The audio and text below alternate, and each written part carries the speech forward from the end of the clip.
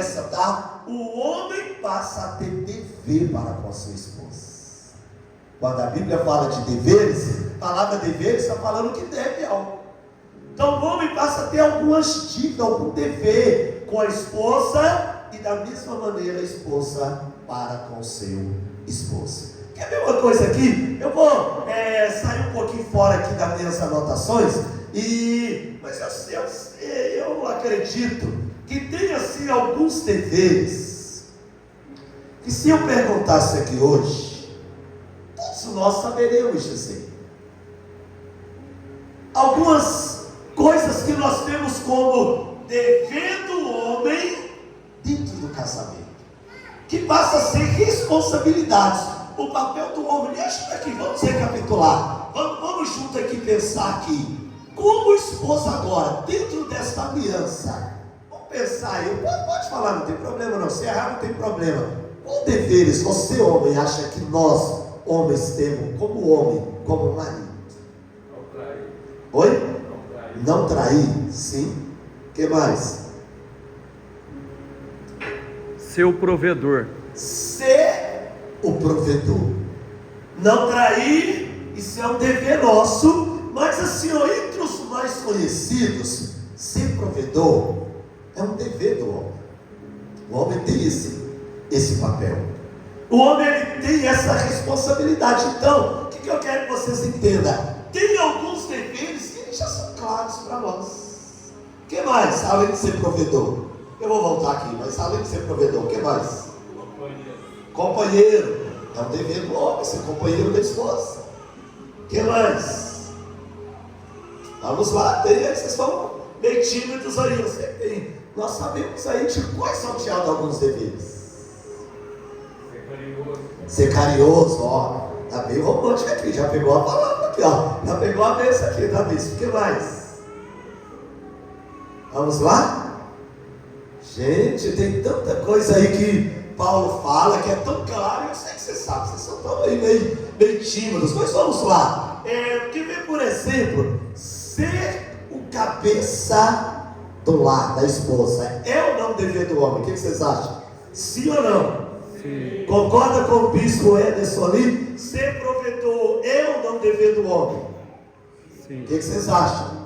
Além de provedor, o que vocês acham? É dever do homem ser ou não protetor, proteger a sua esposa, proteger a sua família? Sim. O que vocês acham a respeito do sacerdócio? É papel? É responsabilidade do homem ser o sacerdote da família? O que vocês acham? Sim ou não? Sim. Vamos pegar aqui dentro de tudo que você falou aqui, ó. Vocês acham que é dever do homem amar a sua esposa? Pega tudo aí, o carinho, o não trair, amar a esposa, sim ou não? Sim. Eu vou só dar uma pincelada. Por que eu acho que tudo se engloba nessa palavra? Ainda ontem era uma pregação que não tinha nada a ver com casamento, embora no sábado realizei um casamento, mas eu disse: quem ama não trai. Quem ama é companheiro. Quem ama realmente faz tudo isso que você diz. Então veja como rapidamente nós todos descobrimos aqui algumas características, algumas responsabilidades que são deveres do homem. Vocês concordam que de maneira geral todos nós sabemos desses deveres?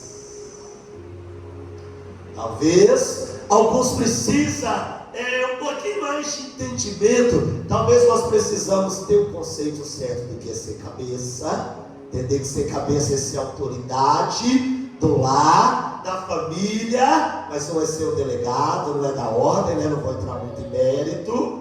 Ser o provedor é aquele que tem o dever, a responsabilidade de correr atrás do sustento, de buscar o sustento. Isso não quer dizer que a esposa, né, principalmente nos dias de hoje, não pode ajudar, não pode dividir a responsabilidade, mas devemos lembrar que o principal papel é nosso como esposo. Ser o provedor, ser o protetor, ser aquele que vai proteger a esposa, amparar a esposa, amparar toda a família. Ser o sacerdócio, ser aquele que pelo menos deveria deveria, porque lamentavelmente, na maioria das vezes nós vemos a mulher ser a sacerdotisa do lar. Isso, o homem é que deveria ser o sacerdote. Aquele que deveria ter a iniciativa de orar, de jejuar, de dar cobertura espiritual para toda a sua família. Tem aquele papel, como disse lá Josué, vocês podem fazer a escolha de vocês, mas a minha eu já fiz, eu e a minha casa. Ter a ousadia, entender que ser o sacerdote é chamar para si a responsabilidade. Eu e a minha casa serviremos ao Senhor. Aleluia. Eu pulei aqui uma outra responsabilidade, que eu vou falar sobre ela um pouquinho depois, mas o homem também ele tem como responsabilidade, analisando ali o que Paulo fala ali no capítulo 7 de 1 Coríntios, ali mesmo no versículo que nós lemos ali, no versículo de número 3 que nós lemos ali, versículo 4, que ele tem a responsabilidade de ser, eu vou usar uma palavra, não me interprete ela errada não, tá? De ser amante da sua esposa, de ser aquele que realiza ela sexualmente dizendo, que tenha esse papel. Isso também é um dever, de acordo com o texto aqui, Paulo diz: o marido pague à mulher a devida benevolência. Ele tem este dever para com a sua esposa. Agora deixa eu mudar aqui, vamos virar a página aqui agora, pensando um pouquinho nas mulheres agora, na esposa. Quais deveres nós poderíamos, assim, os mais conhecidos, que nós, biblicamente, a Bíblia nos diz que nós poderíamos destacar? Qual é o papel da mulher? Que se torna uma responsabilidade, o dever dela, biblicamente dizendo. Alguém ousaria me dizer? Auxiliadora, né? Ser auxiliadora. Algumas traduções dizem ser ajudadora. Alguém que foi criada para auxiliar, para ajudar o marido. Isso é um dever? É um dever bíblico, claramente. O que mais? Ser sábia. Essa palavra sábia, nós poderíamos trazer ela, ser aquela que vai administrar, que vai cuidar de toda a sua casa. Isso é bíblico, né? Mulher sábia edifica a sua casa. Ela vai ajudar o marido a cuidar, a administrar a sua casa. O que mais? Pelo menos mais um, dois aí. Ser submissa. E muitos confundem essa palavra, mas não resume num significado tão simples. Ser submissa seria exatamente entender que o marido é o cabeça. Entender que o marido ele é autoridade. Não quer dizer que é o que manda, é o que dá ordem, não. Mas é ela entender que tem alguém que é autoridade. Tem alguém que tem que tomar as iniciativas. Tem alguém que vai dar a cobertura espiritual ali sobre a sua casa. Mais um dever, vamos lá, para nós fecharmos aqui.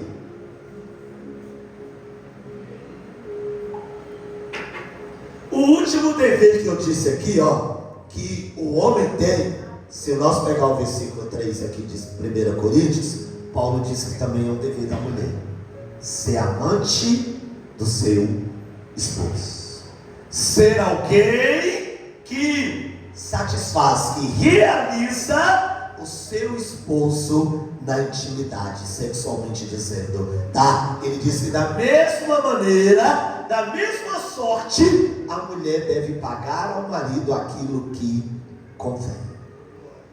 Mas o que eu quero chamar a atenção de vocês, eu vou voltar aqui para o meu início aqui, eu inverti a ordem aqui, para dizer que, olha como que é interessante, tem muitos deveres que nós já conhecemos eles, e são deveres de suma importância. Mas eu diria sim que existe, eu vou usar esse termo, duas primícias ou dois conceitos, bispo, que se nós entendêssemos com relação a todos esses deveres, que é nosso papel, que é nossa responsabilidade, que nós só recapitulamos aqui porque todos nós conhecemos, mas se nós reconhecesse melhor esses dois conceitos, isso aqui fazia toda a diferença. O que nós precisamos, diante de todos esses conceitos, entender?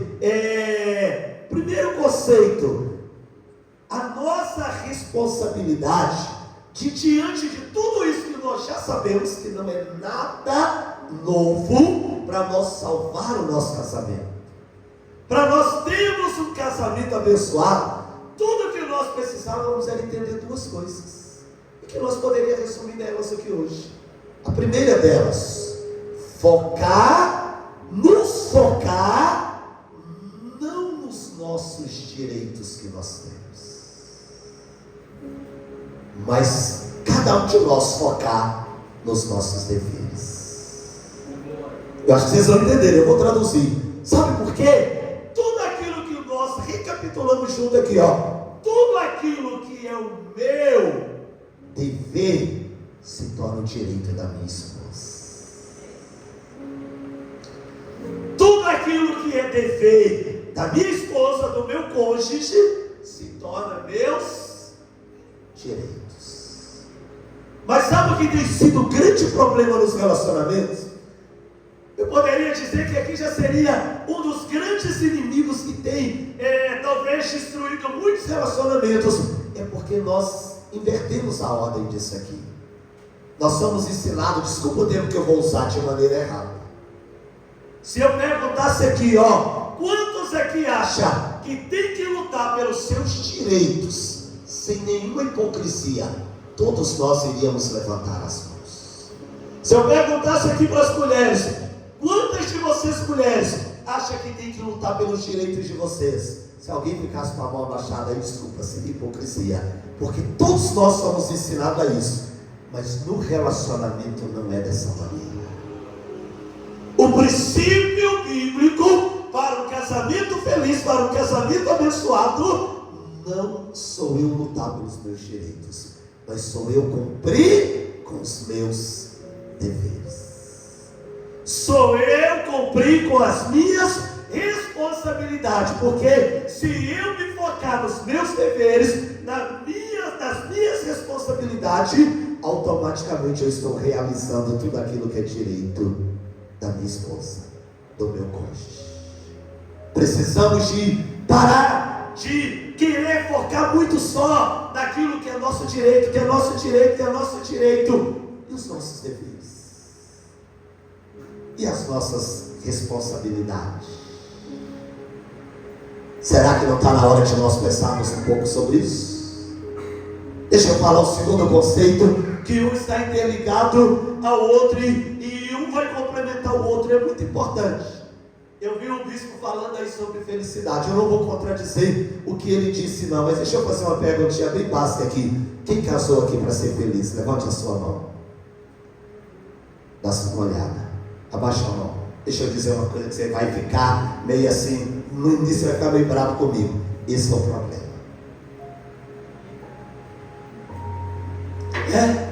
Este é o grande problema. Isso tem sido um grande erro. As pessoas casam para serem felizes. Sabia disso? Não estou dizendo que você não deve ser feliz. Não estou dizendo que não é a vontade de Deus que cada um seja feliz. Mas todavia nós invertemos a ordem. Eu não caso para ser feliz. Eu tenho que entender que eu preciso casar para tornar o meu cônjuge feliz. A mulher tem que entender: eu vou casar para tornar o meu marido feliz. A ordem, o princípio bíblico é o contrário, irmãos. E é aí que muitos se frustram, é aí que muitos têm um casamento não da maneira que almeja, porque casa naquela grande expectativa: eu vou casar para ser feliz, eu quero ser feliz, e nessa expectativa ele só vai exigir os seus direitos. Eu sempre procuro encerrar os casamentos que eu tenho a oportunidade de realizar, e ontem por um acaso eu estava dando uma olhadinha, já Passou de 90 casamentos que Deus me deu a graça aí, nesses quase 28 anos de ministério, de realizar. E nos últimos 10 anos, eu sempre encerro o casamento pedindo para o noivo olhar para a noiva e vice-versa, e falo: você acaba de assumir uma grande responsabilidade de tornar essa mulher a pessoa mais feliz da face da terra. E olho para a noiva e falo da mesma palavra. Falo: você também acaba de assumir essa grande responsabilidade de tornar este homem o homem mais feliz da face da terra.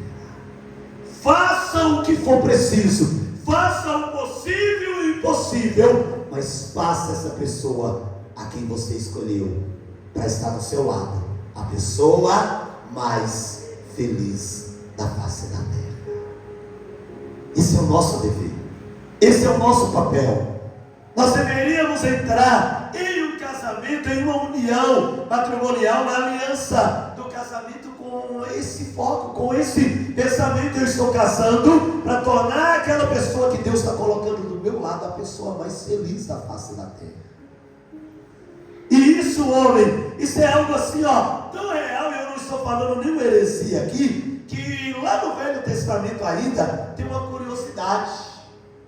Quando as pessoas se casavam e era recém-casado, nós sabemos o contexto do Velho Testamento, vivia sempre em guerras, em conflitos e em batalha, e Deus selava tanto por isso, que Deus liberava o recém-casado no primeiro ano de casado da guerra. Sabia disso? Vamos ler? Está lá em Deuteronômio, no capítulo 24. Vamos ver se está escrito isso lá. Vamos dar uma olhadinha lá. Vamos ver se é lá.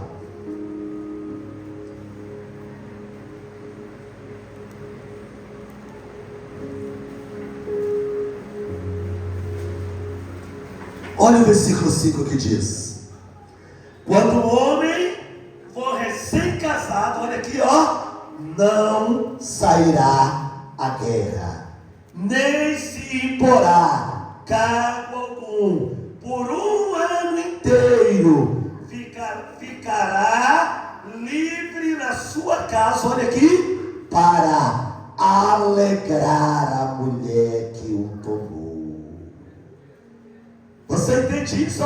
Tem uma outra tradução que diz que ele ficará livre um ano inteiro para tornar feliz a mulher que o tomou. Deus zela tanto por isso, e isso é tão verdade, que o papel do homem era tornar a mulher feliz, que no primeiro ano de casado ele era liberado da guerra, ele era liberado de todo e qualquer encargo. A única função dele era tornar alegre, era tornar feliz a mulher a quem ele tinha tomado, ele tinha escolhido para ser a sua esposa.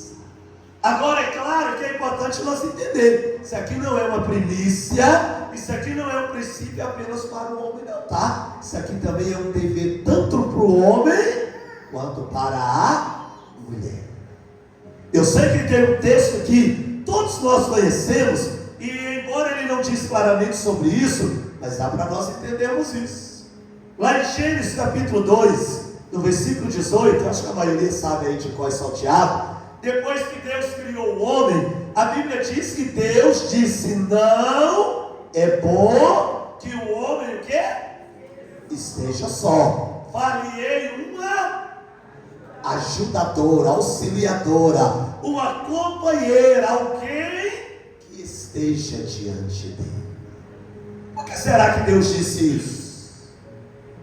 Porque Deus estava mostrando para nós aqui que o homem também precisava de alguém para fazer ele feliz. É o próprio Deus que criou o homem, e ele disse: não vai prestar, não vai dar certo, não vai funcionar, o homem não vai produzir sozinho. Ele está lá solitário, ele está lá se sentindo só. Vou fazer uma ajudadora, vou fazer uma companheira, vou fazer alguém que vai tornar ele feliz. Eva, a mulher, foi feita por causa do homem, para ser a companheira do homem. Parece que Paulo também fala um pouquinho sobre isso. Vamos voltar lá no capítulo 7 lá, como vocês vão interagindo aí também, lá de 1 Coríntios, lá nos versos 32, a última parte em diante, Paulo fala um pouquinho sobre isso também, dá para nós entender isso.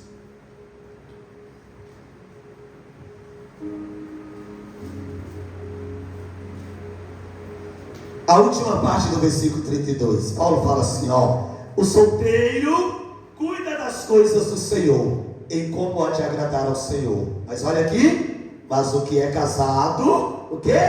Cuida das coisas do mundo, em como há de agradar a mulher. A diferença entre a mulher casada e a virgem é que a solteira cuida das coisas do Senhor, para ser santa, tanto no corpo como no espírito. Mas olha aqui, porém a casada cuida das coisas deste mundo, em como há de agradar ao esposo, ao marido.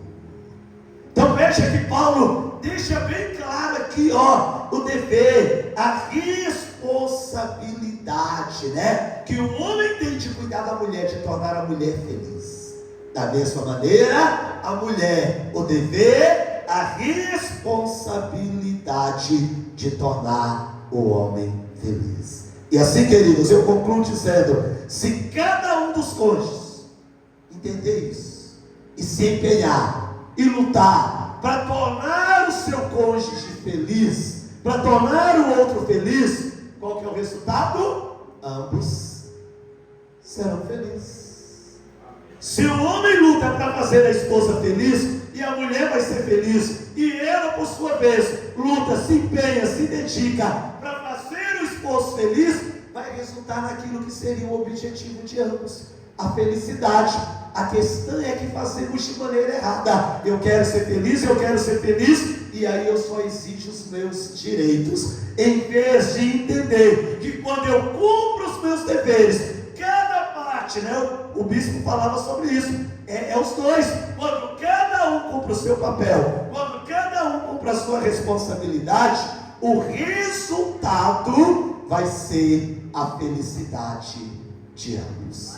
Precisamos entender isso. Cada um de nós precisávamos estar ciente que quando entramos em um relacionamento, nós morremos para nós mesmos. Aquela vida de pessoa solteira, individual, morremos para nós mesmos e agora vamos dedicar em prol do nosso cônjuge, em prol da pessoa que Deus colocou do nosso lado.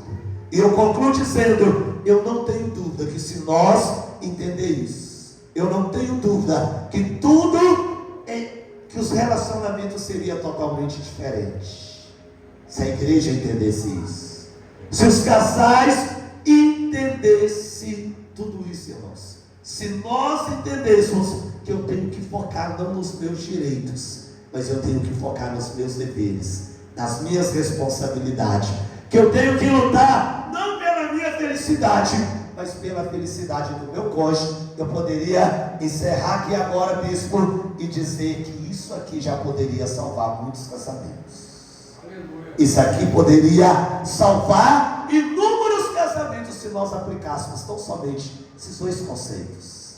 Eu vou focar a partir de hoje, não nos meus direitos, mas nos meus deveres, nas minhas responsabilidades, naquilo que cabe a mim como esposo, que cabe a você como esposa fazer. Eu vou lutar, não pela minha felicidade, mas eu vou fazer o que tiver ao meu alcance, o possível e impossível, para tornar o meu cônjuge feliz. O seu casamento já estaria salvo. Seu casamento seria um casamento totalmente abençoado por Deus. Eu não tenho dúvida disso. Mas só para nós fecharmos aqui, eu quero dizer que todavia no decorrer dessa caminhada, porque o casamento é uma caminhada a dois. Alguns estão aí há meses, anos, outros há décadas, e nós sabemos que o inimigo, queridos, ele o tempo inteiro, ele tenta minar o nosso casamento. Há um texto que parece não ter nada a ver com o casamento, mas Jesus disse que Satanás, ele é o ladrão, que ele vem ensinando a quê? A matar, roubar e destruir. E eu costumo dizer que o alvo número 1 de Satanás é os casais, é as famílias. Se existe uma instituição que ele vai tentar destruir, que ele vai tentar acabar, é com um casal, é com a família, instituição chamada família. É o alvo dele. Assim sendo, o que eu quero dizer, no decorrer dessa caminhada, muitas das vezes surgem muitos ataques, muitas situações com a finalidade, com o objetivo de enfraquecer, de nos desanimar, de minar o nosso casamento, de tentar destruir o nosso casamento, deixando ele numa situação que realmente precisa de um milagre para que ele venha a ser salvo. Acontecem algumas situações que eu quero enumerar aqui rapidamente, mas não é nada novo também. Alguns inimigos do casamento, alguns inimigos que surgem na nossa caminhada contra o nosso casamento, e não é nada novo, mas é algo que eu só quero relembrar, que também me permita dizer isso. Sabe por quê? Porque às vezes a gente vai caindo no acomodismo, e aí o brasileiro se acostuma com tudo, e aí começamos a nos conformar, achar que é desse jeito mesmo. E aí eu tenho uma outra frase minha, tá? Irmã Margarida, que o conformismo é a pior coisa que pode acontecer com o homem. Porque aí ele não luta, aí ele não se esforça, aí ele não dá a volta por cima, porque tá tudo ruim, mas tá bom. Tá destruído, mas tá bom, se conforma com tudo.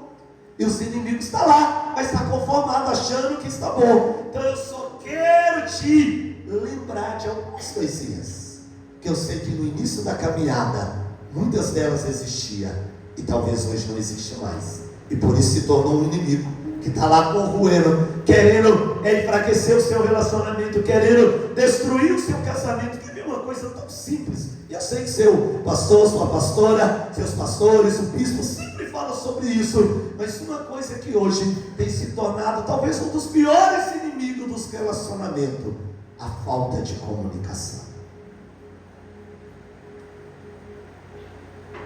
É algo simples, não é nada novo, todos nós sabemos disso, mas isso cada dia tem piorado. Bispo, vai me perdoar porque eu vou falar aqui duas coisas, tá? Não vai achar que eu estou falando que eu vou estar aqui, não, mas eu preciso falar sobre isso. E eu entendo que a tecnologia ela veio para melhorar, mas ela tem roubado algumas coisas de nós, e entre elas a comunicação. Quer ver um detalhe? Quem vive sem isso aqui hoje? Queridos, é tão interessante se o bispo viajar, eu sei que esses dias ele deu uma viajada aí, né? Deixou o telefone com a esposa. Alguém manda uma mensagem, ele não atende, já xinga, já murmura, já reclama, porque acha que isso aqui tem que estar 24 horas do nosso lado, e olha, ele mandou a mensagem, não importa a hora, a resposta tem que ser instantânea.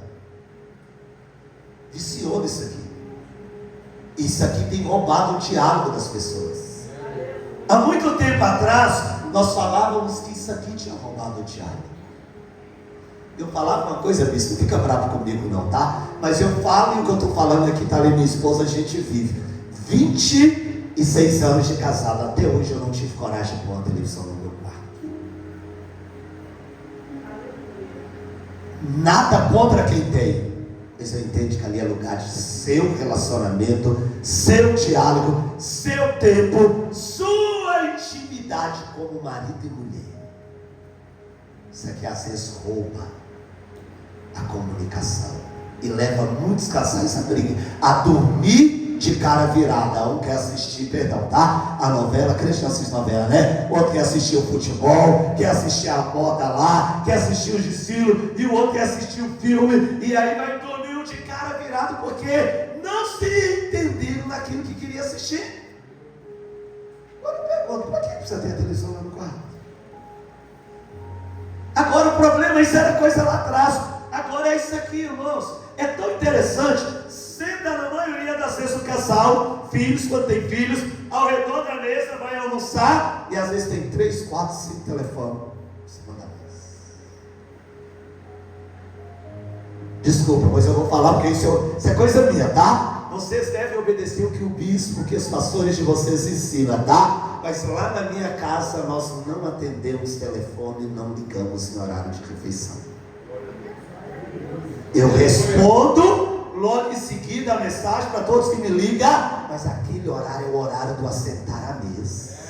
É o horário sagrado, é o horário da família, é o horário, é o momento do cônjuge, é o momento do esposo, da esposa e dos filhos. Não é momento de celular. Quer ver uma outra coisa muito simples? Às vezes, não, hoje está segunda-feira, eu sei que aqui tem culto, né? Terça não tem culto, vamos assistir um filme, Deus não está morto. Aí senta lá os 4, 5 lá no sofá para assistir um filme. Aí de repente você olha um celular na mão de cada um. Mas não está assistindo o filme? Aí você não sabe se está assistindo o filme, ou se está mandando mensagem, ou se está no Facebook, ou se está no Instagram, gente. Pessoas dentro da casa se comunicando por mensagem. Eu sei que isso aqui é necessário, é importante. Nós hoje não tem como viver sem, mas não podemos deixar a tecnologia roubar a nossa comunicação. O diálogo. É interessante que mas não tem assunto, pastor. Mas é interessante que no período do namoro tinha assunto, né? Mesmo no celular. É quando os jovens começam a namorar aí. Às vezes, se o pai e a mãe não pôr limite, fica até 11 horas, meia-noite na casa da namorada, ou vice-versa. Chega em casa e fica mais meia hora, 1 hora conversando por telefone, por mensagem. Tem assunto que não acaba mais. O pai e a mãe vai dormir, não acaba o assunto. Por que depois do casamento o assunto acaba? Aí não se entende mais. Aí não participa um outro mais. É daquilo que deveria participar, daquilo que deveria conversar, daquilo que ambos deveriam saber. Então, só uma pincelada, não vou me aprofundar sobre isso. Mas é um dos inimigos que tem destruído muitos relacionamentos. A falta de comunicação. Dentro da falta de comunicação, eu dizia assim, usar de maneira errada, tá? Isso que eu ia dizer, tá? Isso não é nada absurdo não, tá? Usar de maneira errada a tecnologia. Hoje temos aí, não tem como viver sem. Hoje tem o Face, hoje tem o Instagram, e aí vai, né? Tem tanta coisa que eu nem sei. Mas o grande problema é não saber usar. Isso tem se tornado um inimigo em muitos relacionamentos. Eu lamento dizer, eu já aconselhei casais e que o resultado foi a separação. Lamentavelmente. Porque preferiu falar que não abriria mão de ficar lá no Face, de ficar lá no Instagram, do que lutar pelo seu casamento. Hoje tem pessoas que têm ficado viciadas. Tem pessoas doentes.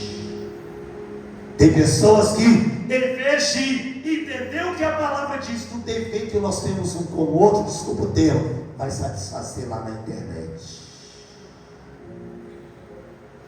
Não estou dizendo que é pecado ter internet, que é pecado ter Facebook, Instagram. O pecado é não saber usar da maneira devida. E aí eu vou para o extremo, tá? Às vezes eu sou meio radical, tá mesmo? Aí eu vou para o extremo, aí eu vou para as palavras de Jesus. Se é o Facebook, se é o Instagram que está destruindo o seu casamento, querido, o que é mais importante? O que é mais importante para você? Pastor Josué Gonçalves, ele disse assim, que o casamento é o nosso maior patrimônio. Se é o seu maior patrimônio, como que você tem lutado por ele? O Face é mais importante? Passar lá mais parte do tempo lá, fazendo amizades lá, do que ter momentos de amizade, de companheirismo, de relacionamento com cônjuge. Isso não é só homens não, tá? Tem mulheres que é tão viciadas quanto o homem. Cuidado, a comunicação veio para nos ajudar, mas se nós não sabemos usar, tem se tornado um inimigo que tem destruído o relacionamento. Aí tem uma coisinha também que nós conhecemos, mais do que o inimigo, isso aqui é uma praga, uma palavrinha que a gente não gosta nem de falar, né? Já ouviram falar em um tal de ciúmes? Crente não tem ciúmes, né? Crente tem uma bela desculpa. Quem ama tem que cuidar. Quem ama tem que ter pelo menos um pouquinho de ciúmes. Interessante, bispo, eu nunca vi essa palavra na Bíblia. Quem ama tem que ter um pouquinho de ciúmes. Eu resumo assim, vou deixar que o bispo outra hora fala sobre isso para vocês. Eu só digo assim: se o ciúme fosse uma boa coisa, não destruiria tantos lares. Se o ciúme fosse realmente algo prova de amor, não levava pessoas a matar, destruir a vida de outros por causa do ciúme. E parece que lá em 1 Coríntios 13, quando Paulo fala quem ama, ele fala que o amor não se folga lá, não arde em ciúmes. Ele diz que quem ama não tem ciúmes. Sabe por quê? Quem ama faz uma coisinha. Quem ama tem algo que talvez tenha faltado isso também, tem sido um inimigo. Quem ama confia. E se confia não precisa ter ciúmes.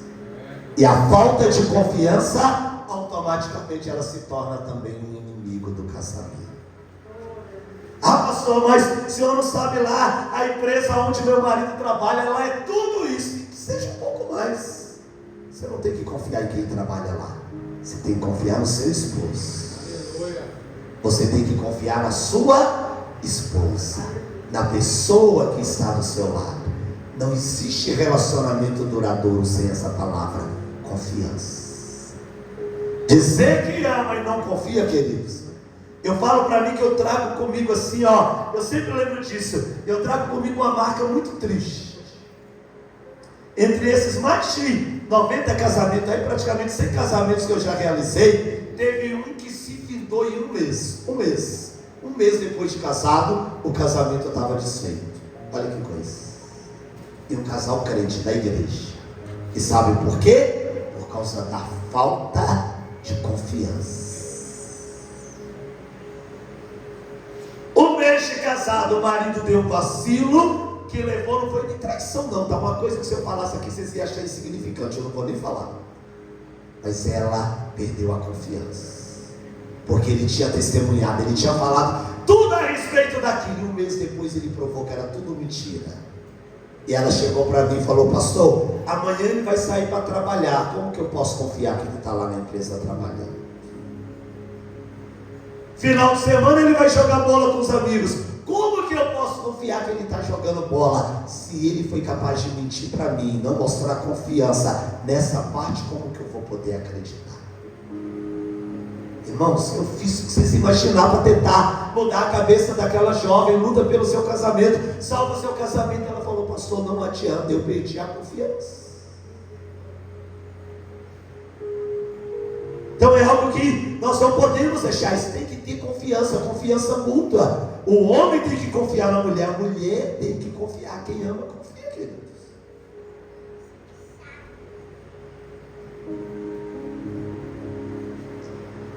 Eu só dei uma pincelada lá quando eu falei sobre o dever, mas eu quero falar só mais essa aqui para nós concluirmos. Um outro inimigo.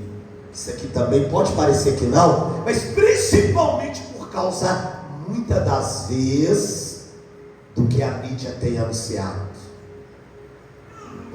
Algo que tem se tornado um grande inimigo hoje, a falta da intimidade sexual do casal.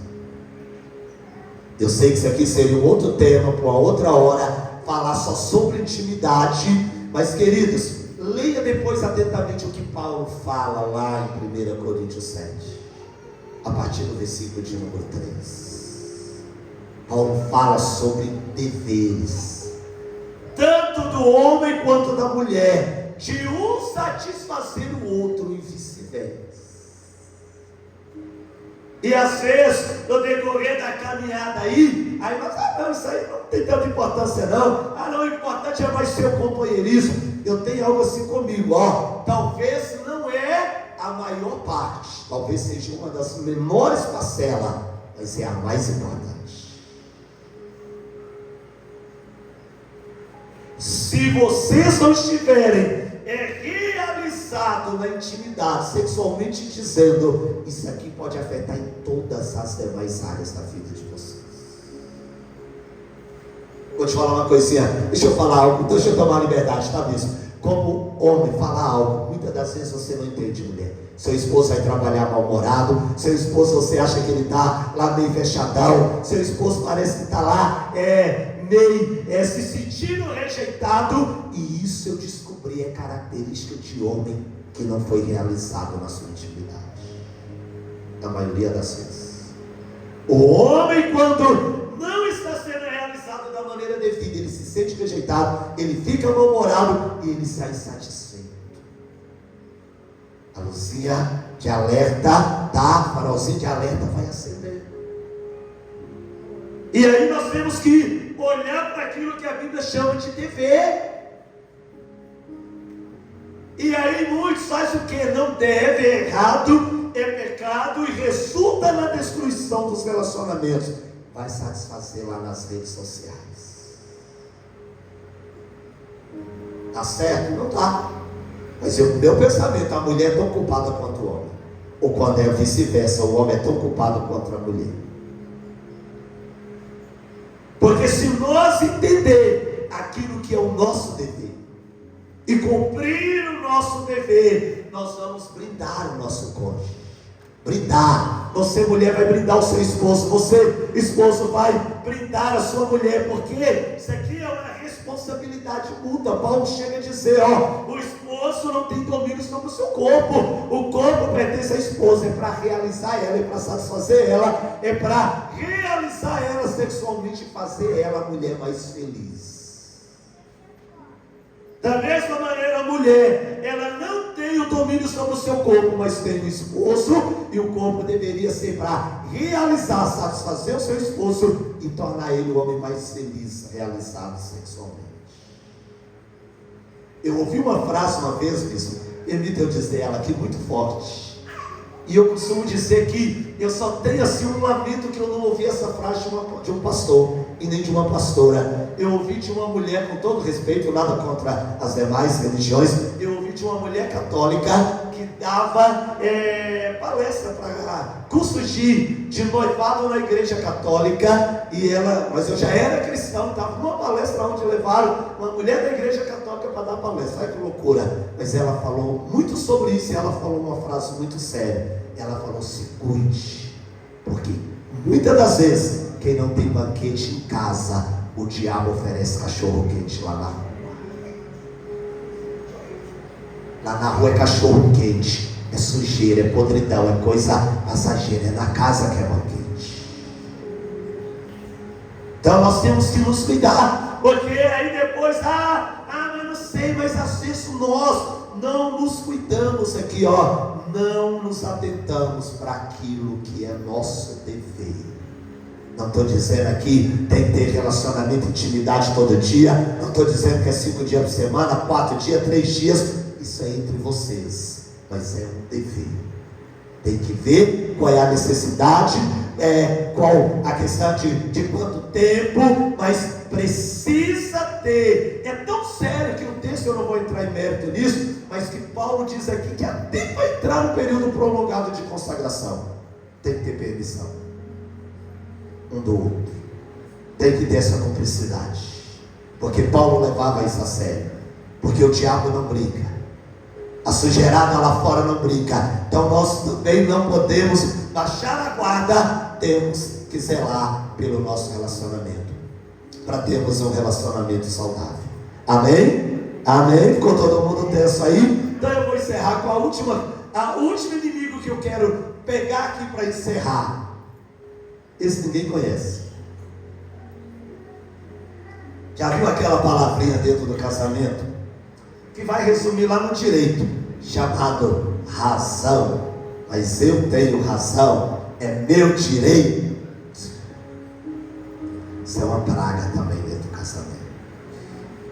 Vou falar a mesma coisa dos ciúmes. Se a razão, se o direito fosse coisa boa, não destruiria os casamentos. Em vez da razão, o que deveria ter é a palavrinha perdão. Abrir mão da razão e saber perdoar. Abrir mão da razão quem tem ou não razão, quem tem ou não direito, e lutar pela felicidade do nosso casamento. Abrir mão da razão, Deixar de lado quem tem ou não direito e entender que a razão não vai agregar nada, não vai acrescentar nada. Se é o esposo, se é a esposa, a felicidade, a alegria, o prazer do casamento vale muito mais do que essa palavrinha chamada razão. Queria que você pensasse sobre isso. E eu finalizo realmente com 3 frases. 3 frases que eu gosto muito delas, que eu aprendi nesse dia também. Isso há 29 anos atrás, ano de 94. 3 frases, muito simples, que você conhece todas elas, e que talvez o seu casamento hoje vai precisar de um milagre. Se você entender aqueles 2 conceitos, e entender essas 3 frases que eu vou te dizer aqui, o resto você pode esquecer, isso aqui já pode te ajudar. Se você entender que o seu foco deve ser seus deveres e não seus direitos, tornar o seu cônjuge feliz e não querer você ser feliz, e colocar essas 3 frases em prática. Qual é a primeira? Eliminar essa palavrinha razão da sua vida, e em vez dela colocar a palavra assim, essa seguinte frase: eu errei. Ter a coragem de assumir os erros. Eu sei que às vezes o homem é mais machista, é mais duro, mas isso serve para mim, serve para você, para a mulher, para o homem, tem mulheres também que é duro na queda. Esquece a razão. Em vez da razão, coloca essa frase: eu errei. Eu errei, marido, eu errei, esposa, eu errei, bem, eu errei, amor. E em seguida, já vem a outra frase. Se você reconheceu que errou, qual é a frase que vem logo em seguida? Me perdoe. Às vezes pedimos perdão para tantas pessoas, por que não podemos pedir para o nosso cônjuge? Perdoamos tantos, por que não podemos perdoar para salvar o nosso casamento, pelo bem-estar do nosso relacionamento? E aí quer fechar tudo? Aquela palavrinha que você conhece, que você gostava muito dela e que às vezes esquece no dia a dia, e que ela deveria continuar fazendo parte: eu te amo. Eu errei, me perdoa, eu te amo. Vamos orar, vamos dar a volta por cima, vamos lutar pelo nosso casamento, porque ele é o nosso maior patrimônio, porque nós casamos para juntos buscarmos a felicidade. Eu vou fazer você feliz e você vai me fazer feliz, e assim o propósito de Deus vai se cumprir. Um casamento feliz, um casamento abençoado, um casamento que vai ser exemplo para os nossos filhos, para os nossos vizinhos, para aqueles que estão em volta de nós. Amém, queridos? E como eu disse, não é nada novo, mas eu queria deixar aqui só essas considerações para que você pensasse. Se o bispo permitir, eu quero orar por vocês. Quero pedir, se você pudesse, coloque de pé, por gentileza. Eu vou quebrar o protocolo aqui, eu vou mudar um pouquinho. Vem cá, minha esposa. Permita, bispo, e eu quero que você, se você puder, vire de frente para o seu cônjuge. E nós vamos orar nesse momento. Você vai orar de frente, se quiser abraçar, só fica de lado aí como 2 irmãos, né? Ou não sei se o seu cônjuge não está aí, tudo bem. Mas se é o esposo, se é a esposa, olha aqui para mim, de frente, para o seu esposo, para a sua esposa, e nós vamos orar. Quem sabe se você entrou aqui nessa noite e alguma dessas coisas já estava acontecendo aí no seu relacionamento. Quem sabe a razão estava querendo prevalecer. Quem sabe você descobriu aí que tem algumas coisas, alguns deveres que na caminhada você esqueceu de cumprir. Mas eu queria que você falasse para o seu cônjuge. Se ele não está aqui, fala para Deus aí, faz esse compromisso com Deus. Fala para o seu cônjuge aí, eu sei que eu tenho errado. Eu sei que eu tenho errado. Fala, mas eu quero te pedir perdão. Mas eu quero te pedir perdão. Porque eu te amo. Porque eu te amo. E juntos nós vamos lutar. Nós vamos lutar pelo nosso casamento. pelo nosso casamento. Pela nossa caminhada. Pela nossa caminhada. Fala, Senhor, juntos nós iremos até o fim. Até o fim. Abraça ele aí, eu quero orar. Ele, ela, abraça o seu cônjuge e eu quero orar por vocês. Pai, em nome de Jesus, Neste momento, Senhor, aqui juntamente com a minha esposa, Pai, nós queremos orar, abençoando, Deus, a vida de cada um dos seus filhos aqui nessa noite. Cada casal aqui presente. Este homem que está aqui, mas que a esposa não pode estar, mas ele representa o seu cônjuge. Essa mulher que está aqui, mas que o esposo não está, mas representa também o esposo, Deus.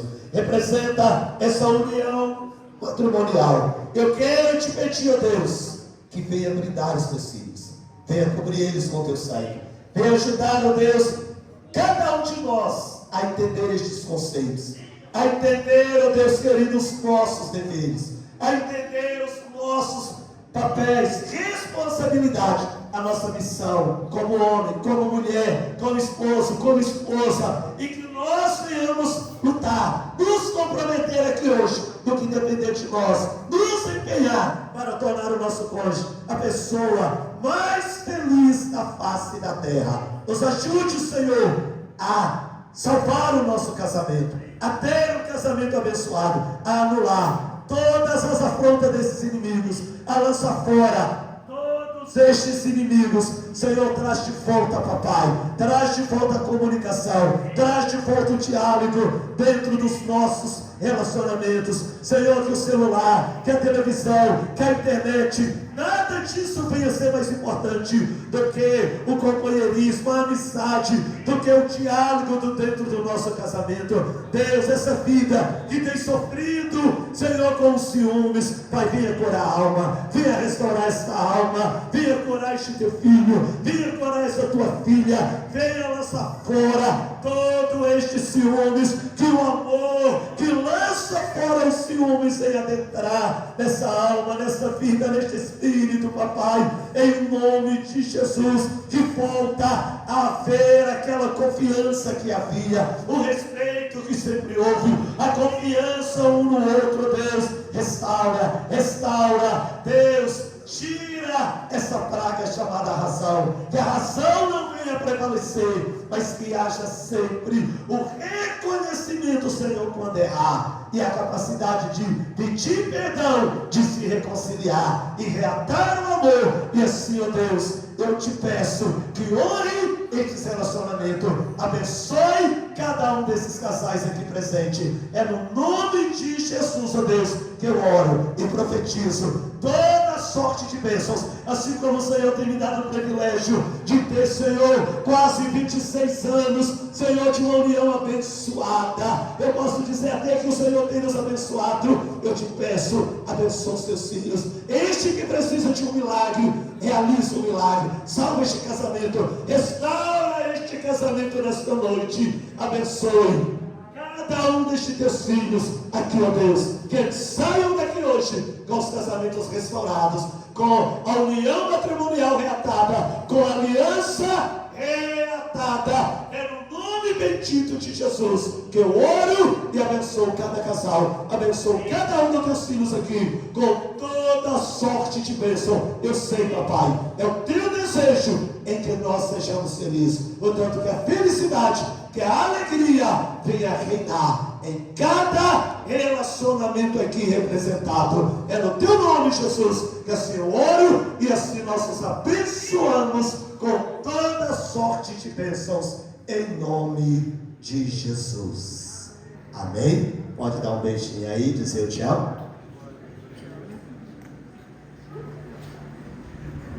Amém?